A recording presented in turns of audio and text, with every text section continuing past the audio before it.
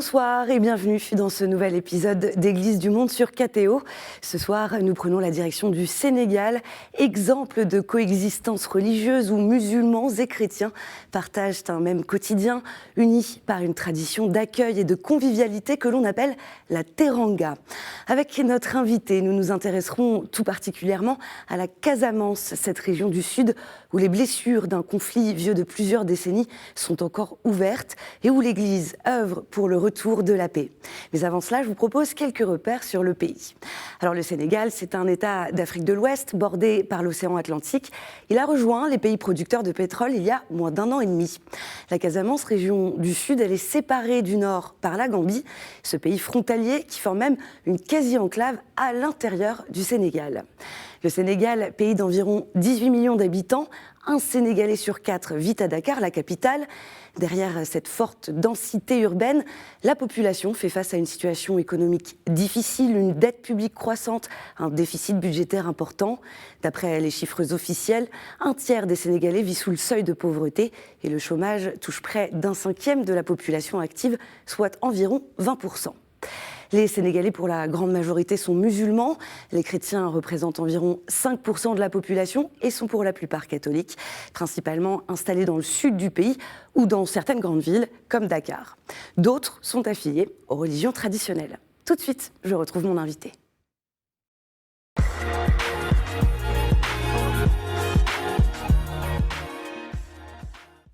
Monseigneur Jean-Baptiste Manga, bonsoir. Bonsoir. Merci et bienvenue sur le plateau d'Église du Monde. Merci d'être avec nous. Alors pour faire un petit peu connaissance, Monseigneur, vous êtes l'évêque de Ziguinchor depuis le mois de juin 2024, mais vous êtes prêtre de ce même diocèse depuis 2000. C'est donc un diocèse que vous connaissez très bien. Oui, c'est vraiment mon diocèse puisque je suis né là, j'ai été baptisé là, j'ai reçu tous les sacrements là, fait mon séminaire là. J'ai été ordonné prêtre, j'ai été enseignant et tout. Et donc, je suis devenu depuis juin 2024 nommé évêque de ce même diocèse, donc que je connais bien. Monseigneur, on désigne le Sénégal comme le pays avec la culture de la teranga, ce sens de l'accueil. Comment cette valeur se traduit-elle concrètement dans la vie de l'Église ? Alors, cette valeur de la teranga se traduit par une ouverture d'esprit des chrétiens de manière générale et des Sénégalais dans l'ensemble, qui fait qu'on accueille l'autre assez facilement. C'est peut-être il y a un contexte peut-être historique et politique dans la sous-région qui fait que pendant longtemps, le Sénégal a accueilli des populations qui sont venues d'ailleurs, d'autres pays environnants, et je pense que cela a permis de cultiver cette dimension d'accueil qu'on retrouve dans la population sénégalaise et qu'on retrouve dans l'Église du Sénégal. Alors, au-delà de cette hospitalité, cet accueil, le Sénégal est souvent cité comme modèle du dialogue islamo-chrétien. Concrètement, comment ce vivre ensemble se manifeste-t-il dans la vie quotidienne ? Voilà, alors, je pense qu'il y a plusieurs niveaux. Le premier niveau que je vois, il est descendant, c'est-à-dire des autorités vers les populations. Alors, quand vous prenez le Sénégal, les responsables politiques, le premier que nous avons eu comme président, c'est le président Senghor, qui était catholique dans un pays majoritairement musulman. Ensuite, le président Abdou Diouf, qui vient de fêter ses 90 ans, qui est musulman, et sa femme, Elisabeth, qui est catholique. Et après lui, nous avons eu le président Abdoulaye Wade, qui a une épouse française. Ensuite, le président Macky Sall. Et aujourd'hui, le président Bassirou Diomaye Faye. Et les présidents sénégalais ont toujours travaillé à garder cette harmonie dans la société sénégalaise entre chrétiens et musulmans. Ça, c'est Deuxièmement, les responsables religieux, musulmans comme chrétiens, nous avons de grandes figures de ce vivre ensemble, de ce dialogue, à travers le cardinal Yassine Thiandoum, qui avait de grands amis chefs religieux musulmans. Et aujourd'hui, nous avons des évêques. Je veux citer peut-être le dernier exemple, l'évêque de Saint-Louis, Monseigneur Augustin Ndiaye, qui, pendant son ordination, a été accompagné par son oncle, le frère de sa mère, qui est musulman. Donc ça, c'est des signes concrets qui montrent comment chrétiens et musulmans vivent ensemble. Parce qu'en fait, on comprend bien, Monseigneur, dans chaque famille, il y a des chrétiens et des musulmans. Dans chaque famille, il y a des chrétiens et des musulmans. Et je pense que les Sénégalais mettent en avant d'abord les liens de parenté, d'affinité et d'amitié avant la différence religieuse. Alors, il y a un grand événement national qui est le pèlerinage marial de Popenguine, qui rassemble aussi bien au-delà d'ailleurs des catholiques. Le diocèse de Ziguinchor, il sera à l'honneur, si je ne me trompe pas, de la 138e édition, c'est-à-dire en 2026. Qu'est-ce que ce pèlerinage il représente justement pour l'Église, mais aussi pour la société sénégalaise? Je pense que ce pèlerinage, on parle beaucoup du dialogue interreligieux au Sénégal, et ce pèlerinage est la vitrine de ce dialogue interreligieux depuis longtemps. Puisqu'à l'occasion du pèlerinage de Popenguine, il y a régulièrement des chefs religieux musulmans qui viennent et qui assistent à toute la célébration. Et ça, c'est un signe fort qui est noté. Et autre chose qui fait de ce pèlerinage un moment important dans la vie du Sénégal, c'est qu'il est animé à tour de rôle par un évêque des diocèses du Sénégal. Et à chaque fois, chaque diocèse apporte ce qui est là de propre, du point de vue culturel, etc. Et ce que nous allons faire pour l'édition prochaine, en apportant ce que la Casamance a de particulier pour enrichir le visage de ce pays qui est le Sénégal. Qu'est-ce qu'elle a de particulier, la Casamance? Alors, la diversité. Une grande diversité ethnique en Casamance. C'est peut-être la région, une des régions où on a la plus grande diversité. Et c'est ce que nous allons apporter, puisque cette diversité, c'est ce qu'on retrouve dans l'Église, toute l'Église sénégalaise. Alors, justement, chez vous, en Casamance, cette diversité ethnique, il y a moins de musulmans, mais les catholiques vivent aux côtés des animistes. Il y a aussi des musulmans. On parle, donc les animistes aussi, de religion traditionnelle. Juste avant d'aller plus loin, Monseigneur, je vous propose de regarder un extrait de cette rencontre dans le royaume du Kassar entre l'abbé Samson Kantoussane, il est responsable diocésain du dialogue interreligieux, et le roi de Calobone.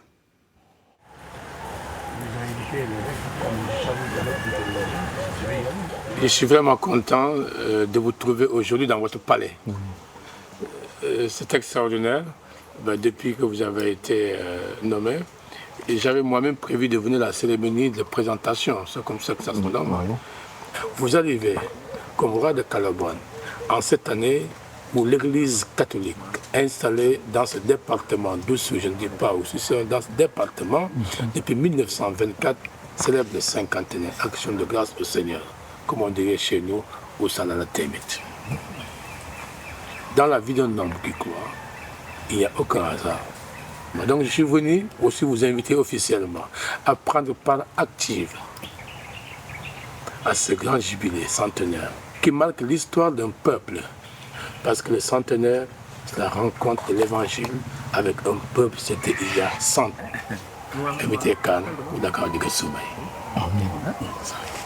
Amen. Amen. Bonne mission. Merci. Merci. Oui.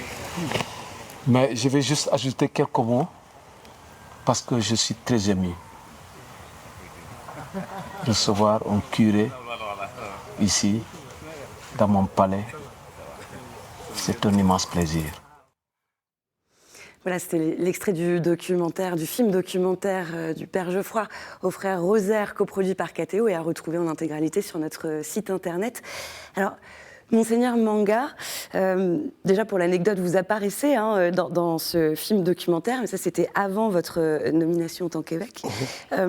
Si on a choisi cet extrait, c'est parce qu'il nous a interpellés. On s'est dit qu'on n'avait pas forcément l'habitude d'assister à une telle rencontre. Une réaction de votre part sur cet extrait? Oui, un bel extrait qui montre un peu... Tout à l'heure, on a parlé du dialogue islamo-chrétien au Sénégal.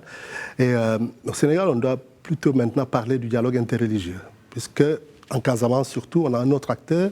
Ce sont les religions traditionnelles, telles qu'on l'a vu tout à l'heure dans l'élément, à travers ces grandes figures, la religion traditionnelle que sont les rois.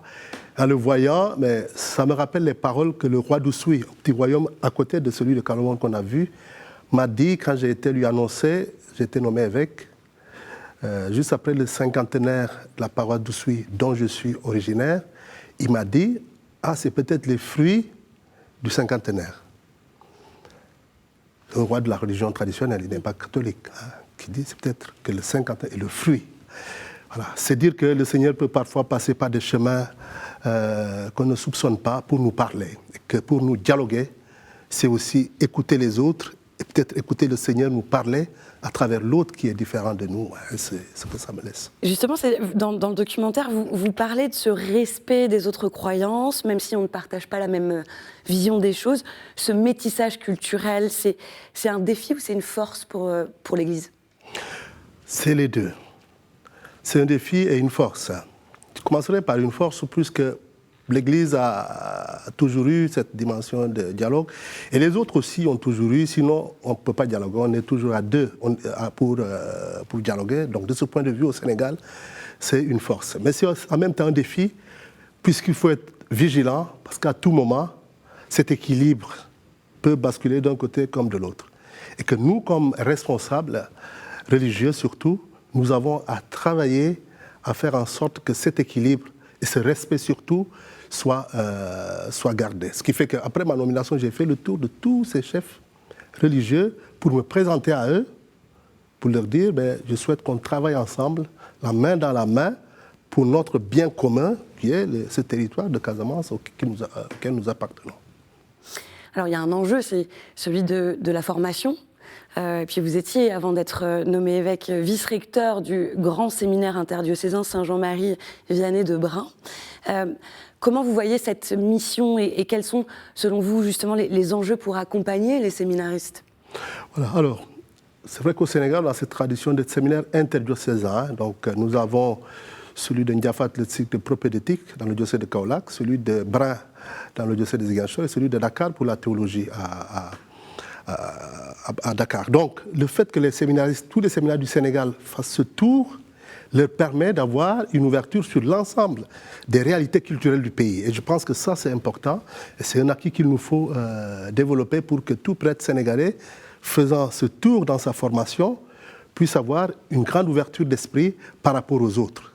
Parce qu'il y a des spécificités selon que l'on se trouve au nord du Sénégal ou au sud du Sénégal. Tout à fait, tout à fait. Au nord du Sénégal, c'est largement musulman. Au sud, c'est plus mélangé avec des catholiques, des protestants et ceux de la religion traditionnelle. Alors, la feuille de route du clergé sénégalais, c'est la suivante, pour une église synodale et autonome au service de la justice et de la paix. Tout d'abord, sur cette synodalité, quelles sont peut-être les questions essentielles qui ressortent sur la vie et les missions des diocèses? Voilà. Alors, il y a eu déjà...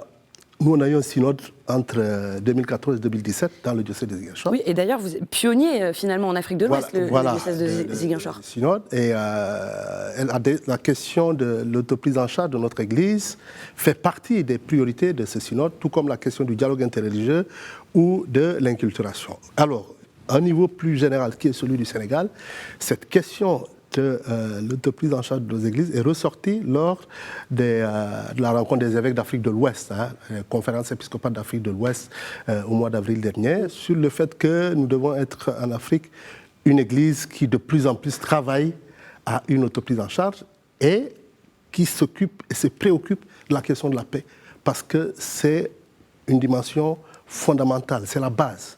Sans la paix, on ne peut rien faire, et la paix, c'est un bien commun.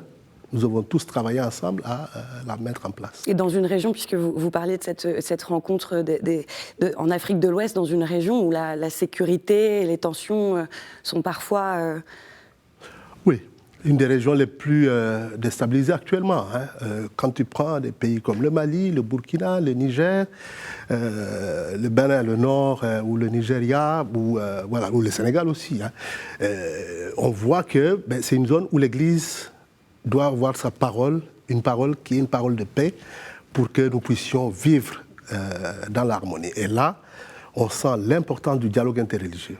Parce que souvent, le religieux vient comme une espèce de couverture d'autres enjeux et qui donne l'impression que c'est parce qu'on est différent du point de vue religieux qu'on ne s'entend pas. Alors que nous avons de longues traditions de dialogue, de cohabitation pacifique, etc. Et sur l'aspect autonomie, devenir une église autonome, comment permettre à cette église locale d'être autonome financièrement? Alors, je pense que aujourd'hui, moi ce que je dis par exemple dans mon diocèse aux jeunes, je dis il faut d'abord avoir les yeux tournés vers l'intérieur. Parce qu'on a l'impression que jusque-là, dans la plupart de nos pays, dans la plupart de nos diocèses, on ne mesure pas les richesses que nous avons. Et que si on les mettait en valeur, on aurait moins les yeux tournés vers l'extérieur. L'extérieur nous a suffisamment soutenus comme Église jusque-là. Maintenant, il est temps de partir de ce que nous avons, de nous investir, mais que les jeunes surtout restent là pour qu'exploitant ces terres-là, nous puissions annoncer l'Évangile avec nos propres moyens. Alors, je vous propose de regarder un exemple de projet de construction d'une église. C'est l'église de la paroisse Saint-Pierre de Lalanne-Diassap du diocèse de Thiès. Nous avons démarré la construction de cette église à partir de ressources propres que nous avons pu mobiliser grâce à la contribution des communautés. Nous sommes dans une zone où il y a des cultivateurs, des éleveurs, et avec ceux qui font l'artisanat et quelques fils de ce village, de cette communauté qui sont à l'extérieur. Alors nous nous sommes organisés pour faire des cotisations mensuelles. Pour ceux qui sont ici, tous confondus, toute personne qui a 20 ans cotise 500 francs par mois. Et nous avons demandé aux autres de faire un effort supplémentaire. Alors les ressortissants s'organisent pour mobiliser aussi des ressources. Ce qui fait qu'aujourd'hui, nous avons pu réaliser des travaux à hauteur de 50 millions. Alors pour l'église, 55 millions, parce que nous avons l'église aujourd'hui, nous avons la salle polyvalente de Diassap. Et donc, nous continuons les travaux, nous avons terminé l'architecture de l'église. Nous commençons la toiture. Il nous reste à faire le carrelage, à faire la peinture et à acheter les bancs. Ce qui demande encore des ressources additionnelles. Monseigneur Jean-Baptiste Manga, est-ce que ce genre d'exemple, celui-ci, mais il y en a sans doute d'autres, est-ce que c'est une source d'inspiration justement? Tout à fait.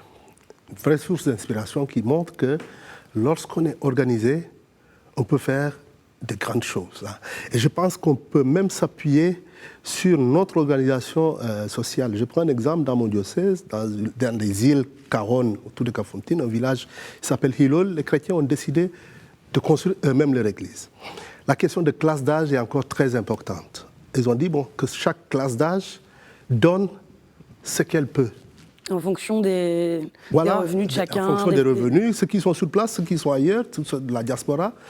Alors, quand l'église a été complètement achevée, il y a des classes d'âge qui ont trouvé qu'elles n'ont pas apporté ce qu'elles devaient faire. Ils se sont proposés de prendre en charge la grotte. Il n'était pas prévu une tribune.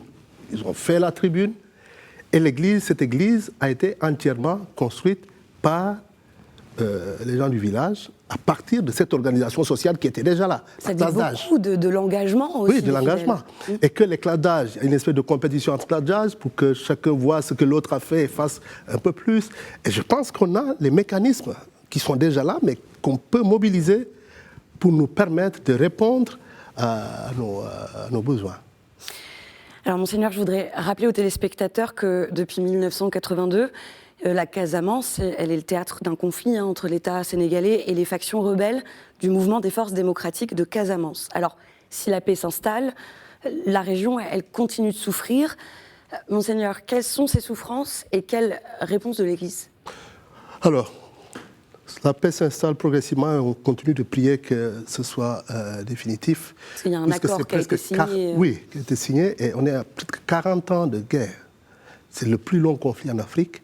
Et on ne soupçonne pas aujourd'hui la violence que les gens ont vécue. J'ai dit quelque part, il y a le jour de Pâques, dans un petit village qui a vécu des moments très difficiles pendant le conflit, il est temps d'arrêter la guerre pour panser les plaies.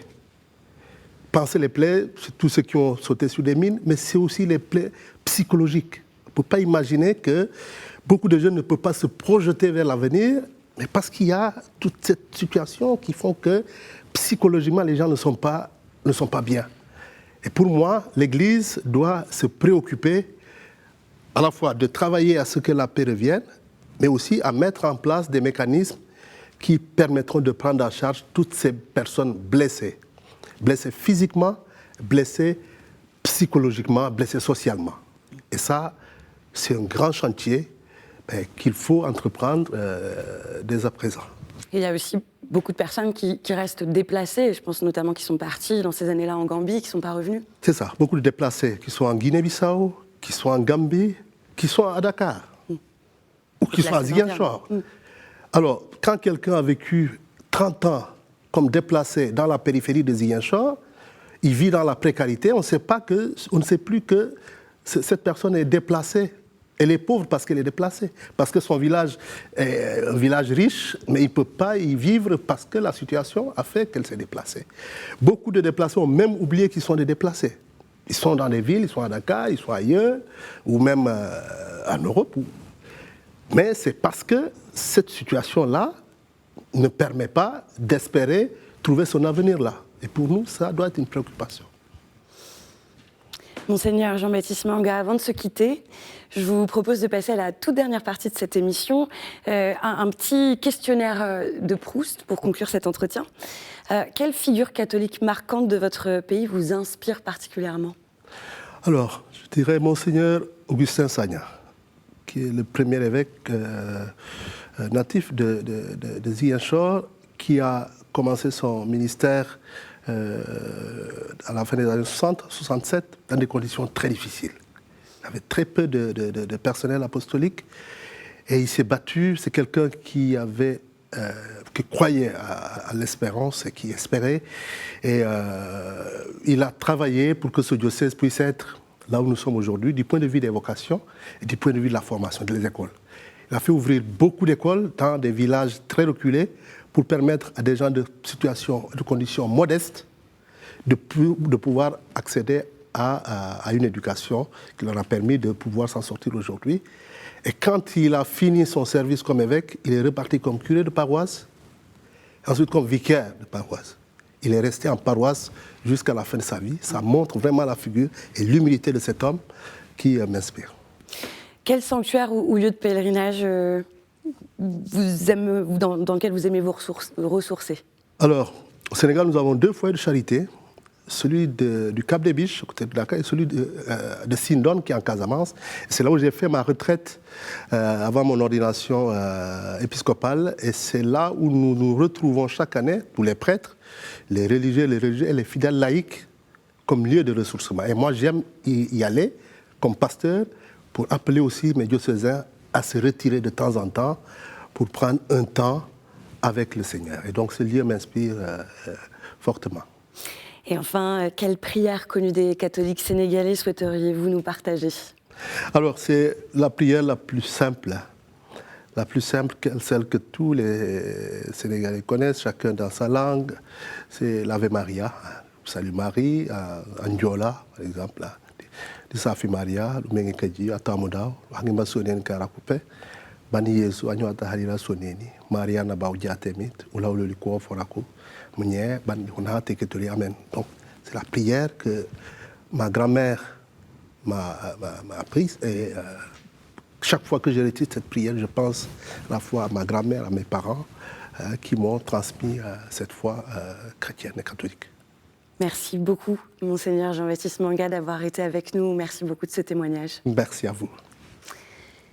Et tout de suite, on continue avec la chronique du monde. Nous prenons la direction du Liban.